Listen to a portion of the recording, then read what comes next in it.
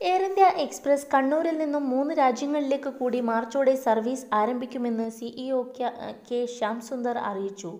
Bahrain, Kuwait, Muscat എന്നിവിടങ്ങളിലേക്കാണ് പുതിയ സർവീസുകൾ. നിലവിൽ ഷാർജ, അബുദാബി, റിയാദ്, ദോഹ എന്നിവിടങ്ങളിലേക്ക് എയർ ഇന്ത്യ എക്സ്പ്രസ് സർവീസ് നടത്തുന്നുണ്ട്. തിരുവനന്തപുരം കണ്ണൂർ സർവീസിനുള്ള സാധ്യത പരിശോധിക്കുമെന്നും അദ്ദേഹം അറിയിച്ചു.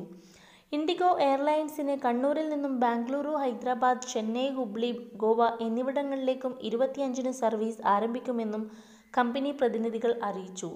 കണ്ണൂരിൽ നിന്നും തിരുവനന്തപുരത്തേക്കുള്ള സർവീസ് മാർച്ച് അവസാനം ആരംഭിക്കും.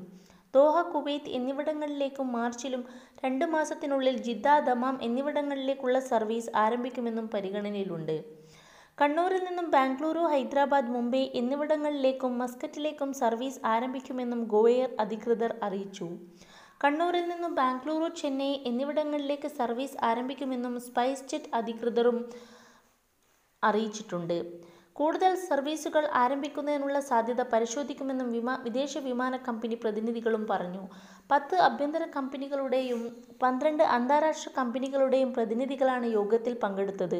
സംസ്ഥാനത്തു നിന്നുള്ള വിമാന സർവീസുകൾ വർധിപ്പിക്കുന്നതിന് സംസ്ഥാന സർക്കാർ മികച്ച ഇടപെടലാണ് നടത്തുന്നതെന്നും കേന്ദ്ര civil aviation secretary R. N. Chouba അറിയിച്ചു.